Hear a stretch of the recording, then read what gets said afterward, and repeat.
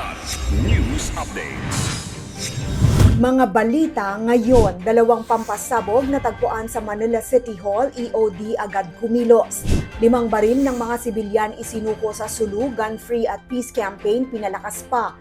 Mangingisda sa Quezon, sinagip ng Coast Guard, 32 pasahero iniligtas sa insidente sa Batangas. Ako po si Cesar Sorian para ihatid ang mga nangunang balita sa buong kapuluan ngayon. Naantala ang construction works sa Manila City Hall sa Ermita matapos madiskubre ang dalawang hindi pa sumasabog na granada habang naghuhukay para sa drainage project nitong Marso 23, Lunes ng hapon. Ayon sa Manila Police District o MPD, isang construction worker ang nakapansin ng granada at isa pang kahina-hinalang bagay sa excavation site, dahilan upang agad ihinto ang operasyon at ipagbigay alam sa City Security Force. Mabilis na rumesponde ang EOD unit ng MPD SWAT na nagsecure ng lugar at ligtas na inalis ang MK2 grenade. Inilagay ito sa controlled container upang maiwasan ang aksidente.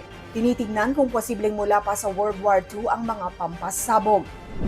5 baril ang voluntaryong isinuko ng mga sibilyan sa iba't ibang bayan ng Sulu, kabilang ang Panamaw, Luok at Tapul, na nagpapakita ng lumalakas na suporta sa gun-free at peace-centered campaign ng pamahalaan. Sa Luok, isang M1 Garand rifle ang isinuko kasabay ng deklarasyon ng Barangay Nyog-Nyog bilang gun-free community noong March 20, gayon rin ang isa pang Garand rifle mula naman sa Barangay Canbulak.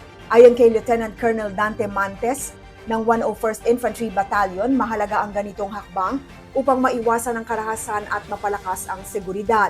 Iniulat naman ng 21st at 104th Infantry Battalions ang iba pang handovers sa Barangay Bauno sa Panamaw, Barangay Hawan at Sumambat sa Tapul naman sa tulong ng PNP at LGU. Binigyang diin ng militar na ang patuloy na kooperasyon ng komunidad ay susi sa pangmatagalang kapayapaan sa lalawigan. Magkasunod na rescue operations ang ginawa ng Philippine Coast Guard o PCG matapos masagip ang isang mangingisda sa Mauban, Quezon at 32 pasahero sa hiwalay na insidente sa Batangas.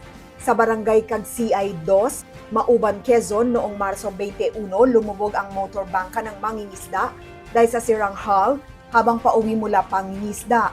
Agad kumilos ang Coast Guard Substation Mauban katuwang ang Bantay Dagat at MDRRMO na nagresulta sa matagumpay na pagsagip at paghatak ng bangka pabalik sa Pampang.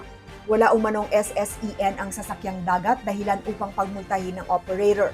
Samantala, sa Barangay Punta, Calatagan, Batangas noon namang March 19, iligtas ang 32 katao matapos bahagyang lumbog ang bangka dahil sa malalakas na alon. Nagbabala ang PCG laban sa paggamit ng hindi otorisadong sasakyang pandagat upang maiwasan ang kapahamakan. Para sa Kidlat News Channel, ako si Rosalyn Sinchonco, nag-uulat. Ako po si Cesar Soriano, kasama nyo sa bawat pagputo ng balita.